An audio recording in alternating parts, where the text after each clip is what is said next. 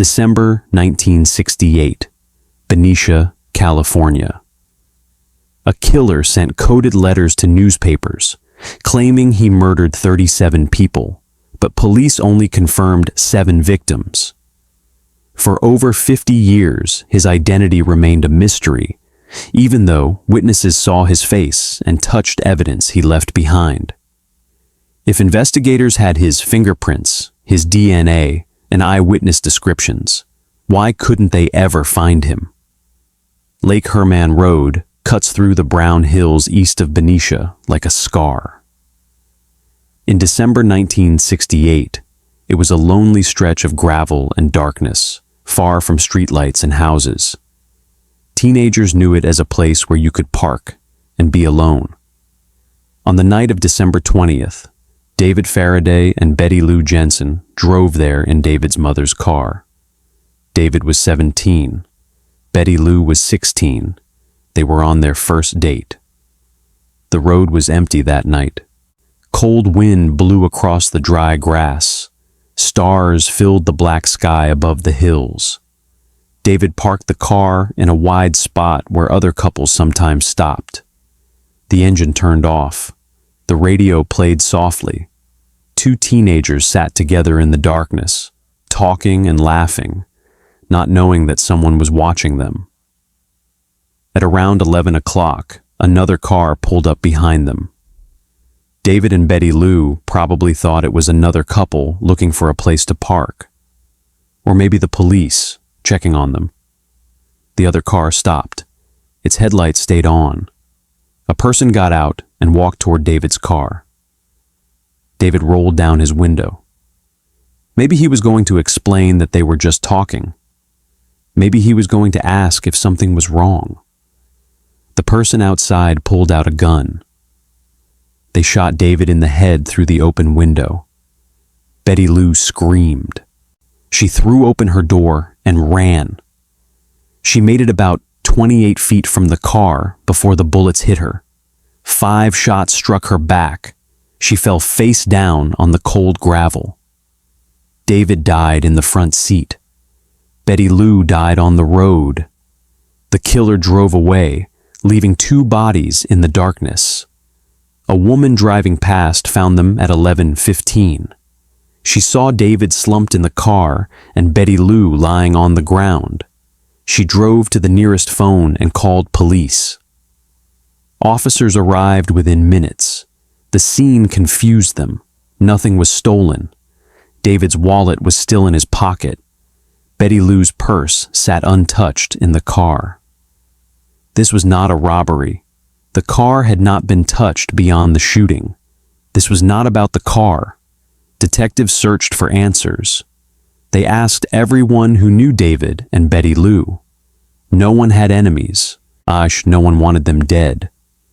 They were good kids. David was a wrestler. Betty Lou was a cheerleader. They went to church. They did their homework. There was no reason for anyone to hurt them. Police thought maybe it was random, a crazy person driving the back roads looking for anyone to shoot. But that thought was almost worse. Random meant it could happen again. Random meant no one was safe. The case grew cold fast. No witnesses saw the other car. No one heard the shots. The weapon was never found. Police had nothing except 2 dead children and a lot of questions. The murder made the local news for a few days, then disappeared. David and Betty Lou's families buried them and tried to move forward. The case sat in a file cabinet, gathering dust. Then, 6 months later, it happened again. July 4th, 1969. Independence Day. The town of Vallejo celebrated with fireworks and parades. Just after midnight, when July 5th began, Darlene Farine and Mike Majot sat in Darlene's car in the parking lot of Blue Rock Springs Park. Darlene was 22. Mike was 19. They were friends, maybe more. The parking lot was dark and quiet. Everyone else had gone home after the fireworks. A car pulled into the parking lot. It parked next to them, then drove away. Mike and Darlene relaxed, probably just someone turning around. But the car came back. It parked right behind them. A bright light shined through their rear window. Mike thought it was a police officer. He reached for his driver's license. The person outside walked up to Darlene's window. Without saying a word, they started shooting. The bullets came through the window like thunder. Mike was hit in the face and neck. Darlene was shot in the chest and back. The shooter walked back to their car. Mike heard the footsteps on the gravel. Then the footsteps came back. The shooter stood next to the car and fired more shots into their bodies. Then the footsteps walked away. A car engine started.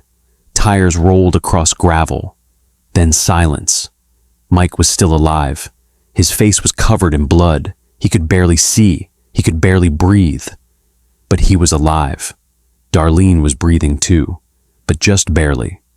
3 teenage boys found them at 12:10 in the morning. They called for help. Police and ambulances rushed to Blue Rock Springs Park. Darlene died at the hospital. Mike survived, but the bullets had destroyed part of his jaw and tongue. He would carry those scars forever. 40 minutes after the shooting, the Vallejo Police Department received a phone call. A man's voice spoke calmly. He said he wanted to report a murder on Columbus Parkway. He gave the exact location. Then he said something that made the operator's blood turn cold. The voice said, "I also killed those kids last year." Then the line went dead. The operator knew exactly what that meant. Last year, Lake Herman Road, David and Betty Lou. The same killer had struck again. Police now knew they were hunting someone who killed for pleasure, someone who planned, someone who watched and waited, someone who called to brag about it. Detectives worked day and night. They talked to everyone who knew Darlene. They asked Mike every question they could think of. Mike remembered the bright light. He remembered a stocky man. He remembered glasses. But the light had been too bright, and the attack too fast. The description could fit thousands of men. Then the letters started arriving. On July 31st, 1969, 3 letters landed on the desks of 3 newspapers: the San Francisco Chronicle, the San Francisco Examiner, and the Vallejo Times-Herald. Each received identical envelopes. Inside was a page covered with strange symbols, circles and triangles and squares and lines that made no sense. The letter said this was a code. The letter said the code contained the killer's identity.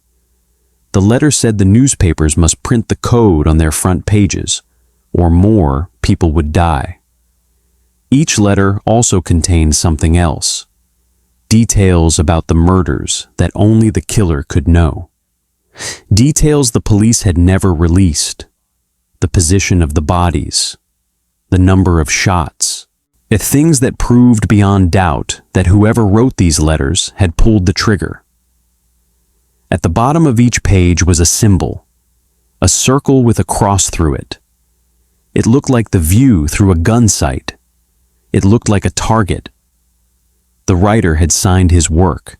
The newspapers printed the code, all 3 of them.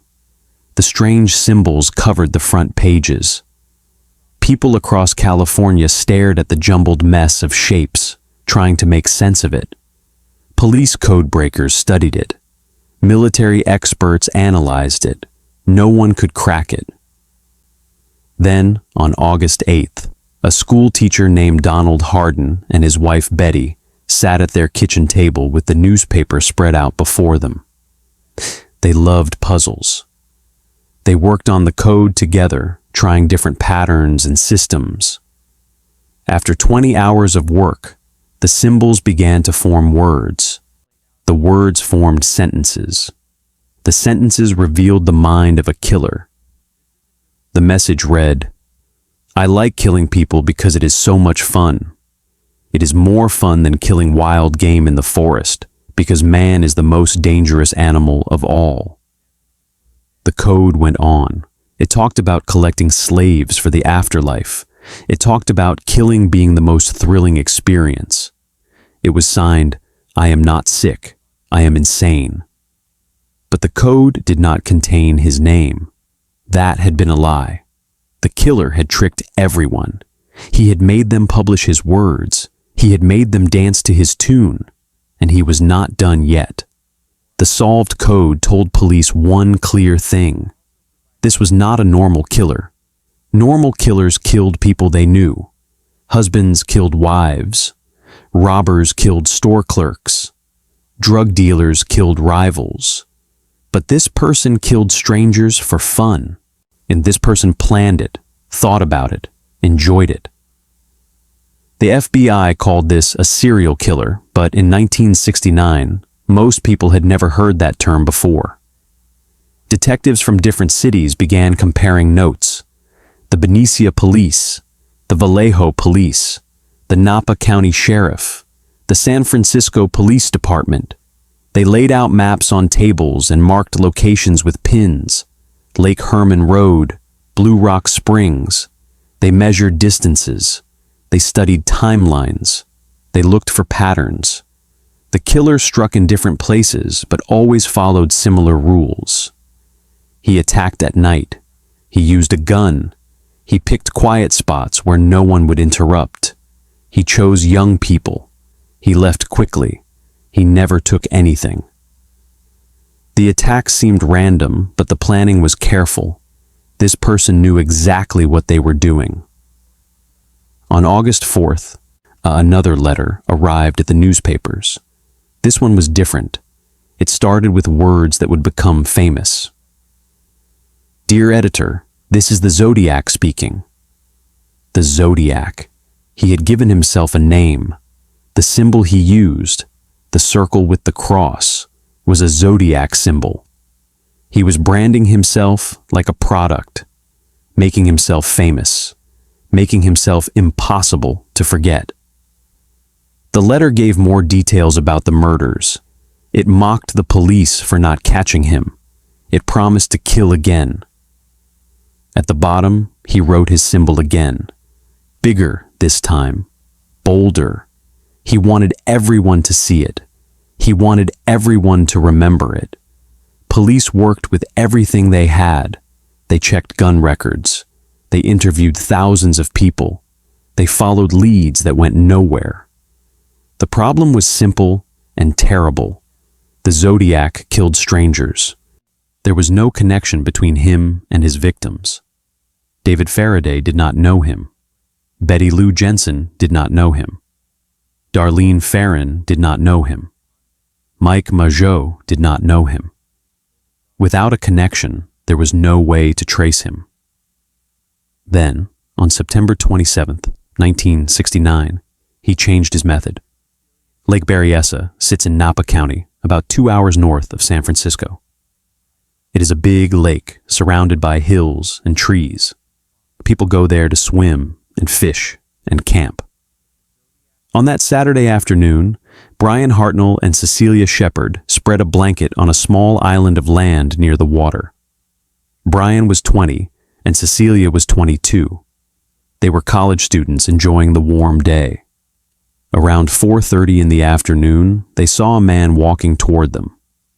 He was about 200 yards away at first. He wore a dark jacket. Something about him seemed wrong, but they could not say what. The man walked closer. When he was about 50 feet away, they could see he was wearing a hood over his head. The hood was black. On the front was a white symbol, a circle with a cross through it. The man pulled out a gun. He told them he was an escaped prisoner. He said he needed their car. He told them to lie face down on the ground.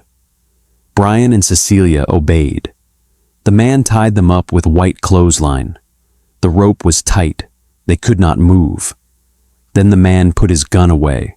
He pulled out a knife. The blade was about 10 to 12 inches long.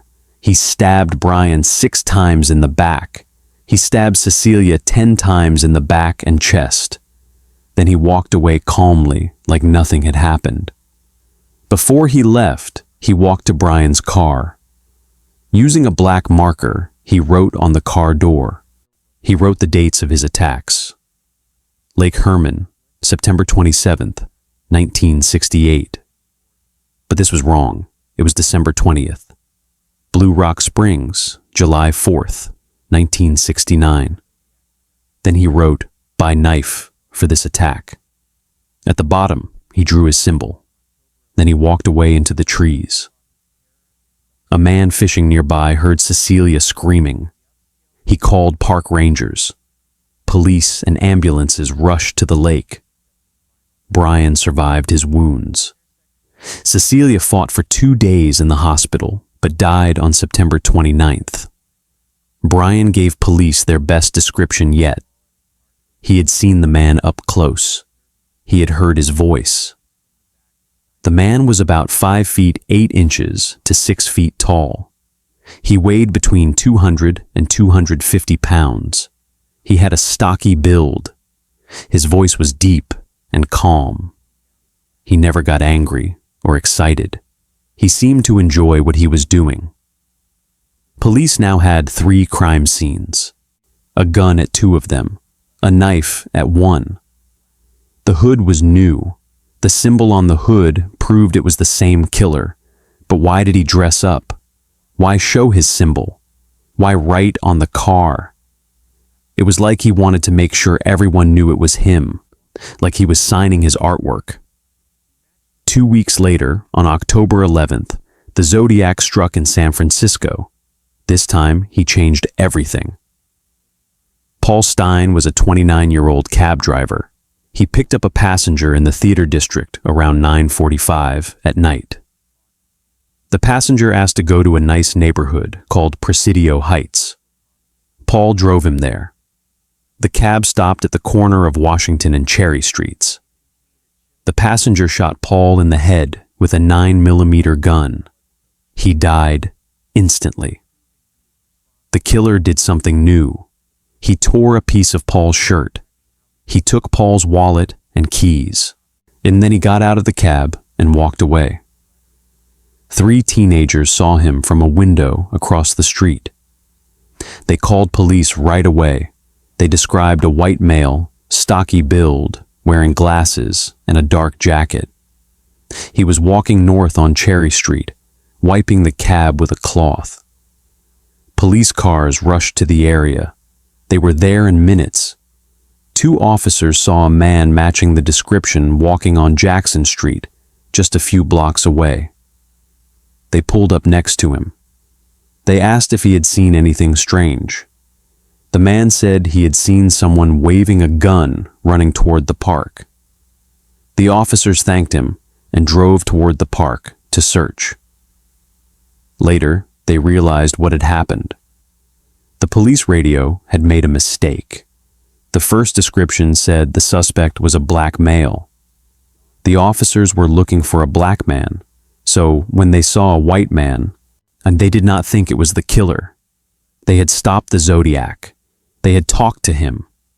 Then they let him walk away. The mistake haunted those officers for the rest of their lives. They had been so close. 3 days later, a letter arrived at the San Francisco Chronicle. Inside was a piece of cloth. Lab tests proved it came from Paul Stine's shirt. The letter mocked the police. It described details of the murder that only the killer would know. It bragged about talking to the police officers. The letter said, "The police shall never catch me." The Zodiac had killed a cab driver in the middle of a city. He had walked away from a crime scene with police everywhere. He had stopped and talked to officers. He had escaped, and now he was laughing about it. On November 9th, another letter came. This one contained a new code. It was 340 characters long, more symbols, more circles and triangles and strange shapes. The letter said the code contained his identity, but no one could solve it. Code breakers tried for days, weeks, months, years. The 340 cipher stayed locked tight. The letter also contained a threat. The Zodiac wrote that he was going to do something even worse. He was going to wipe out a school bus some morning. He included details about how he would do it, how he would shoot out the tires, how he would pick off the kiddies as they come bouncing out. Parents across California panicked. Schools hired guards. Police escorted school buses. Everyone watched the roads with fear. But the attack never came. Was it just another way to spread terror? Or had the police presence stopped him? No one knew. And the Zodiac had now killed 5 people that police could confirm. David Faraday, Betty Lou Jensen, Darlene Ferrin, Cecilia Shepard, Paul Stein.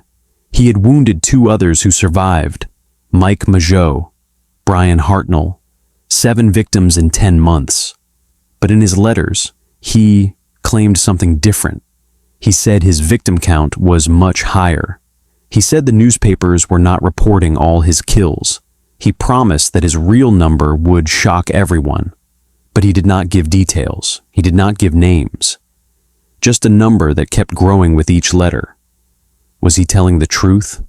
Or was he lying to seem more dangerous?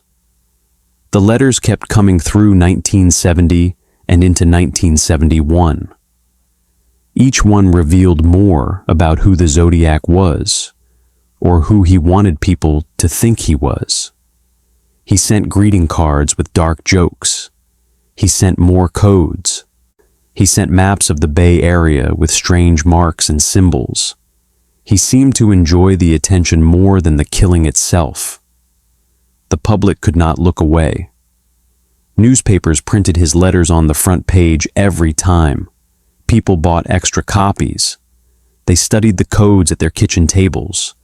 They tried to guess who he might be. Every strange neighbor became suspicious. Every quiet man with glasses became a suspect. The Zodiac had turned all of Northern California into one big mystery game, and everyone was playing. But some people paid a heavier price than others. Paul Avery, the crime reporter at the San Francisco Chronicle, wrote article after article about the Zodiac. He studied every letter. He interviewed every witness. He became the main voice telling the Zodiac's story to the world. Then, in October 1970, the Zodiac sent him a personal letter. It was a Halloween card. On the front was a skeleton and the words, "From your secret pal." Inside, the Zodiac had written Paul's name and added his symbol. The message was clear. "I know who you are. I am watching you." Paul started wearing a button that said, "I am not Paul Avery," to confuse the Zodiac. His co-workers thought it was a joke, but Paul was scared. He started drinking more. He became paranoid. He believed the Zodiac was following him. His work suffered. His health suffered. The Zodiac had gotten inside his head without ever touching him. Robert Graysmith was a political cartoonist at the same newspaper. He sat near Paul's desk and heard everything. He saw the letters. He studied the codes. Unlike Paul, Robert stayed quiet. He did not write articles. He just watched and took notes. He filled notebooks with observations and theories.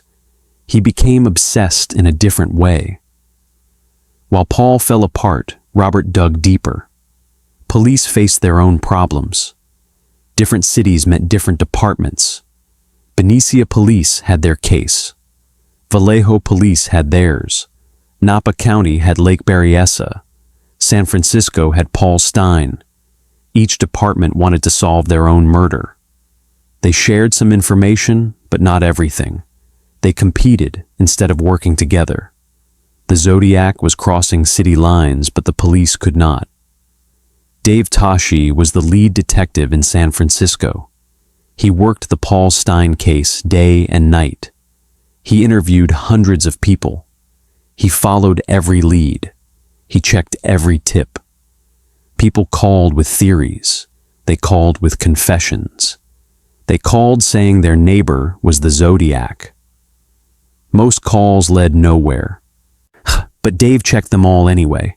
He could not afford to miss the real one. The evidence should have been enough. Police had bloody fingerprints from Paul Stein's cab. They had palm prints. They had handwriting from all the letters. They had DNA on the stamps the Zodiac licked. They had witnesses who saw his face. They had survivors who heard his voice. But none of it matched anyone in the system. The Zodiac had never been arrested before. His prints were not on file. His DNA was not in any database because DNA databases did not exist yet. All this evidence just sat there, waiting for a match that never came.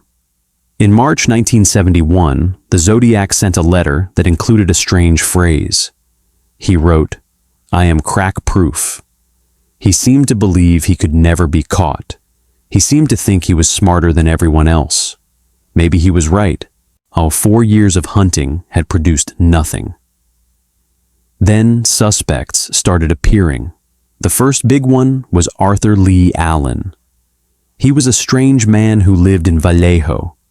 Someone called police saying Arthur had talked about hunting people. Police looked into him. He wore a Zodiac brand watch. He was in the right places at the right times. He owned guns. He matched the physical description. Detective John Lynch from Vallejo became convinced Arthur was the Zodiac. In 1971, police searched Arthur's house. They found guns and knives. They found bombs he had built. They found disturbing drawings and writings. But they did not find proof of murder. They questioned Arthur for hours. He stayed calm. He gave explanations for everything. He said he was just a weird guy who liked weapons. Being weird was not a crime. Being strange was not murder. And they had to let him go. Over the next 20 years, police would return to Arthur again and again. They would search his house multiple times. They would question his friends and family. Arthur became the main suspect in many people's minds. Robert Graysmith wrote books saying Arthur was the Zodiac. But the evidence never quite fit. Arthur's fingerprints did not match the ones from the cab. His handwriting was similar, but not identical. His DNA did not match the DNA from the letters. In 1992, Arthur died of a heart attack. Police still suspected him, but could never prove it. If he was the Zodiac, the secret died with him. Other suspects came and went.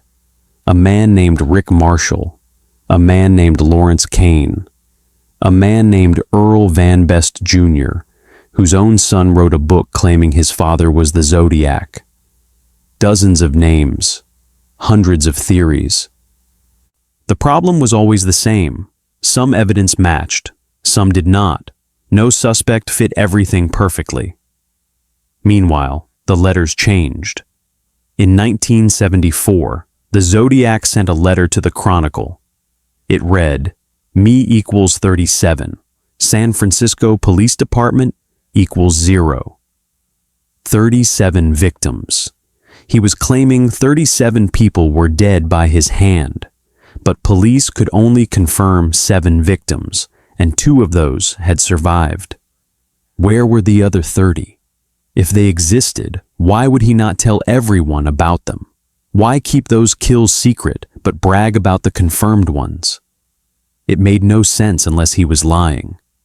That letter was the last one anyone agreed was real. After 1974, letters still arrived sometimes. They claimed to be from the Zodiac, but they had different handwriting, different tones, different symbols. Police believed they were fakes, people seeking attention, people wanting to scare others, people trying to become part of the story. Some strange things happened over the years that might have been connected. In 1970, a woman named Kathleen Johns was driving near the town of Tracy. A man in another car honked and pointed at her wheel like something was wrong. She pulled over. He pulled over too. He said her wheel was loose and offered to fix it. She let him, but when he finished, her wheel came off when she tried to drive. The man offered her a ride to a gas station. She got in his car with her baby daughter. The man drove in circles for hours. He would not stop. He talked about killing people. Kathleen was terrified. When the car slowed down at a stop sign, she grabbed her baby and jumped out. She ran to a field and hid. The man searched for her with a flashlight, then gave up and drove away. Kathleen walked to a police station. While she was there, she saw a wanted poster. It was the sketch of the Zodiac. She said that was the man who had kidnapped her. But police could never prove the connection. No physical evidence linked the event to the Zodiac. Some detectives believed her. Others thought she was mistaken or wanted attention. The case went cold not because police stopped working, but because there was nowhere left to go. Every lead had been followed. Every suspect had been checked. The Zodiac had simply vanished. He stopped writing letters. He stopped killing, or at least stopped taking credit. He became a ghost. Families of the victims waited for justice that never came. David Faraday's parents grew old, wondering who killed their son. And Betty Lou Jensen's family did the same. Darlene Ferrin's children grew up without a mother. Paul Stein's family buried him with no answers. The survivors carried their scars. Mike Mageau's face was permanently changed. Brian Hartnell had nightmares for decades. They all waited for the phone call saying the Zodiac had been caught. The call never came. The worst part was not knowing. Was the Zodiac dead? Was he in prison for another crime? Had he moved away? Was he still in the Bay Area watching the news about himself, smiling? The questions ate at everyone involved, at the police, at the reporters, at the families. Not knowing was worse than any answer could be. The case never officially closed. It sits in file boxes in different police departments across Northern California. The Benicia Police Department keeps the Lake Herman Road files. Vallejo keeps Blue Rock Springs. Napa County keeps Lake Berryessa. San Francisco keeps Paul Stein. All these years later, they are all still marked as open investigations. Technology changed everything and nothing. In the 2000s, scientists extracted DNA from the stamps on the Zodiac letters. The killer had licked these stamps in 1969 and 1970. His DNA was right there. Police compared it to Arthur Lee Allen's DNA from medical records. It did not match. Arthur was probably not the Zodiac. Decades of investigation into the main suspect had led nowhere. They compared the DNA to other suspects. No matches. They ran it through criminal databases. No matches. The Zodiac's DNA was unique. It was evidence of someone who had never been caught for anything. Someone who had no record. Someone who lived a normal enough life that his fingerprints and DNA never ended up in the system. In December 2020, something remarkable happened. A team of code breakers finally solved the 340-character cipher. It had taken 51 years. The team used computers and new methods. They tried thousands of combinations. The code finally unlocked. The message read, "I hope you are having lots of fun in trying to catch me." That was not me on the TV show, which brings up a point about me. I am not afraid of the gas chamber, because it will send me to paradise all the sooner, because I now have enough slaves to work for me. The message was just more taunting, more bragging, no name, no clues, no help at all. The Zodiac had spent hours creating a code that said nothing useful. It was another game. Another way to waste everyone's time. Even from 50 years in the past, he was still playing with people. The solution to the code made news around the world. For a few weeks, everyone talked about the Zodiac again. New theories appeared on the internet. New suspects were named. But nothing changed. The case remained unsolved. Dave Toschi, the San Francisco detective who worked the case harder than anyone, retired in 1985. He spent 13 years chasing the Zodiac. He followed thousands of leads. He interviewed countless suspects. He never stopped believing the case could be solved. He died in January 2018 at age 86, never knowing who the Zodiac was. He spent half his life haunted by a killer he could not catch. Paul Avery, the reporter, left the Chronicle in the late 1970s. His drinking had gotten worse. His paranoia had gotten worse. He moved to a small town and worked at a tiny newspaper. He died in the year 2000. The Zodiac had destroyed his career and his health without ever meeting him in person.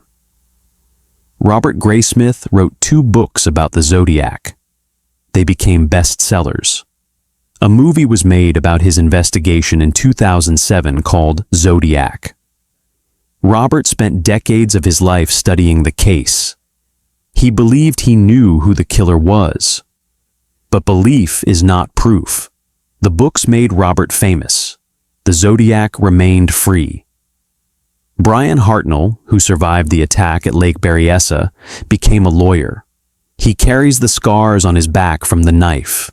He has given interviews over the years. He has helped police when they asked. He has looked at photos of suspects and said yes or no. None of them were the right person. The man who stabbed him is still out there somewhere, or dead from natural causes. Mike Mageau, who survived Blue Rock Springs, lived a quiet life. He did not want to talk about what happened. The bullets destroyed part of his face. Every time he looked in the mirror, he saw the Zodiac's work. Some scars are on the outside, some are deeper. The families of those who died carry the heaviest weight.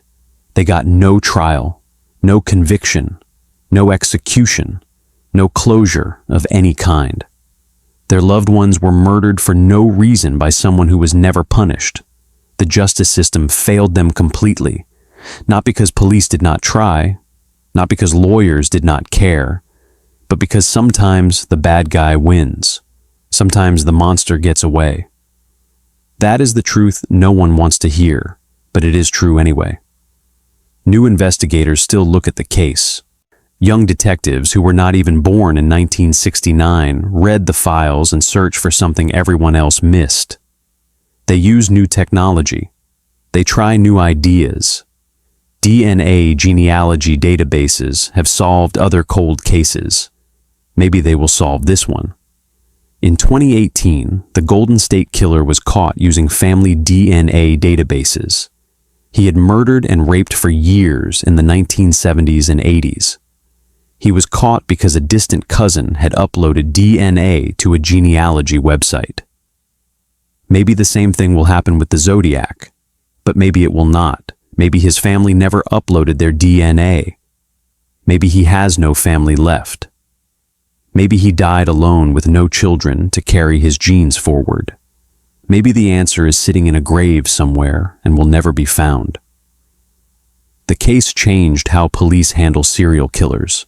It taught departments to work together across city lines. It taught them to take letters seriously. It taught them to use the media carefully. It taught them that sometimes the killer wants attention more than anything else. The Zodiac was a teacher in the worst way possible. Northern California changed too. For people who live through it, the Zodiac is not a mystery. He is a memory. He is the reason their parents locked the doors. He is the reason they felt scared as children. He is why lovers' lanes emptied out. He is why people stopped picking up hitchhikers.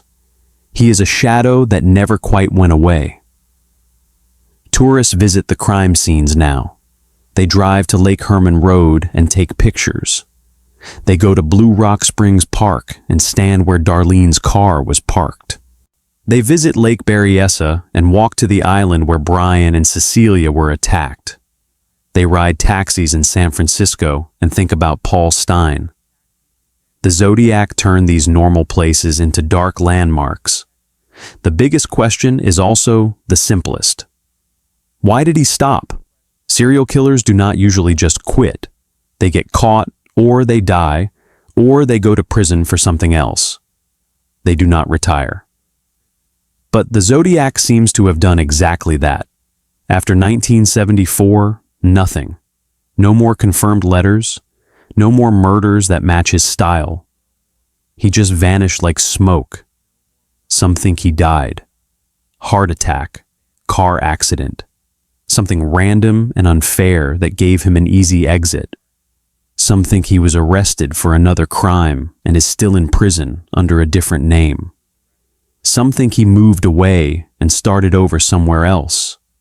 Some think he is still alive. I'm an old man now, watching documentaries about himself and smiling. The truth is that we do not know.